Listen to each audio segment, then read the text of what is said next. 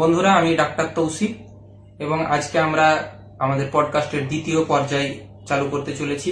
সাথে আছে আমাদের স্ত্রী এবং প্রসূতি রোগ বিশেষজ্ঞ ডক্টর হাদিকুল শেখ, কলকাতার প্রখ্যাত ইনস্টিটিউশন রামকৃষ্ণ মিশন সেবা প্রতিষ্ঠানের পাস আউট ডাক্তারবাবু।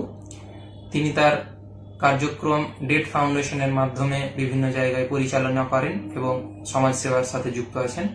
তো আমরা আজকে ওনার কাছ থেকে যে বিষয়টা নিয়ে জানতে চাইব সেটা হচ্ছে গর্ভাবস্থায় রক্তাল্পতা বা অ্যানিমিয়া, তার সমস্যা এবং এই নিয়ে বিস্তারিত যতটুকু জানা সম্ভব হয় সাধারণ মানুষের জন্য।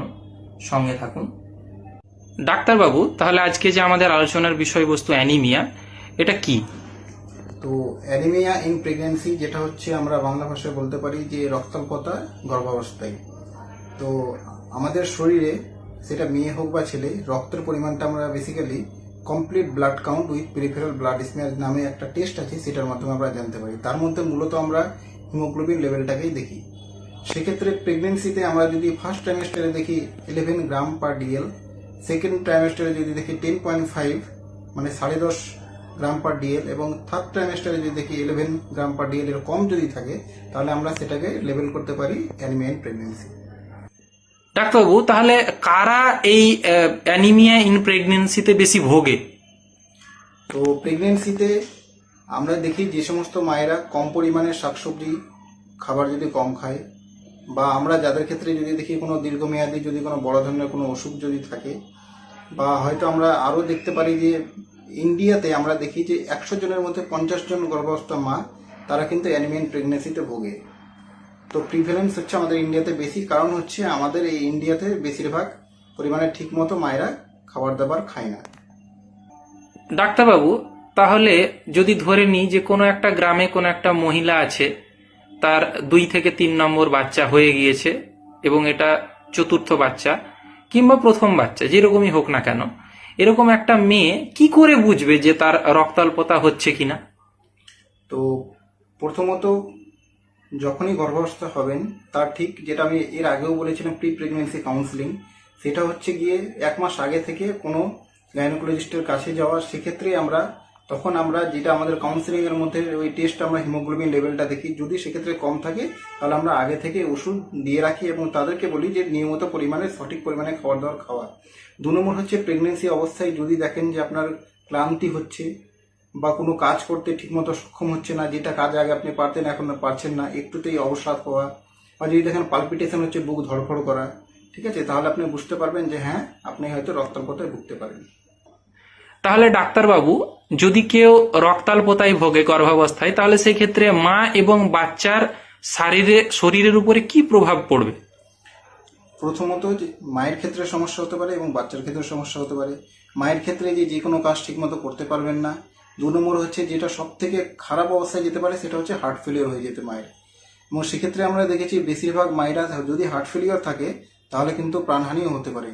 এবং সেকেন্ড হচ্ছে যখন প্রেগনেন্সি অবস্থায় কি থাকে, একটা তো মায়ের একটা শরীর আছে, তারপর বাচ্চা শরীর, তারও একটা ডিমান্ড আছে, তাহলে ডিমান্ডটা কি আস্তে আস্তে বাড়তে থাকে।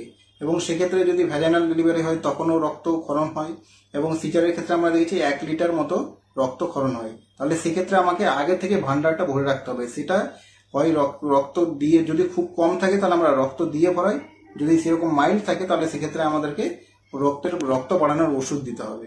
বাচ্চার ক্ষেত্রে যেটা হয় সেটা হচ্ছে গ্রোথ কম হয়, ঠিক আছে।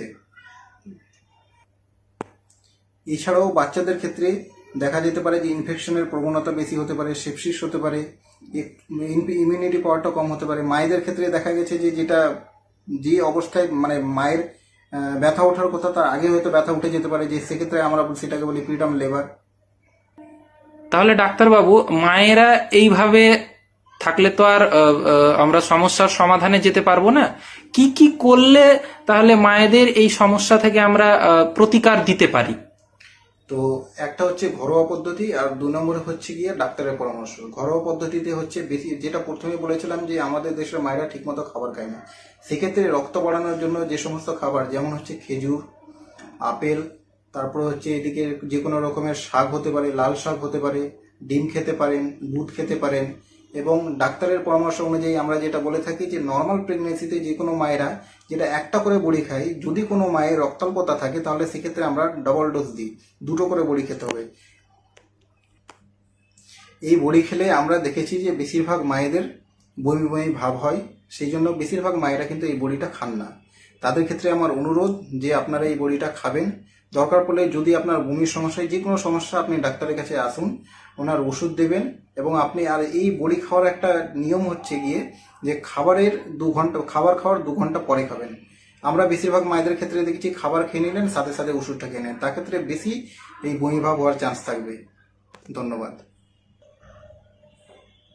নিয়মিত স্বাস্থ্য সম্পর্কিত বিভিন্ন ভিডিও পেতে এবং অন্যান্য ডাক্তারবাবুর সাথে আলোচনা শুনতে আমাদের পেজ ফলো করুন, ডক্টর তৌসিফ এবং ডক্টর হাদিকুল শেখ। এবং আপনাদের বিভিন্ন রকমের প্রশ্ন থাকলে সেগুলো কমেন্টে করবেন। আশা করছি যতটা পারবো উত্তর দেওয়ার চেষ্টা করব।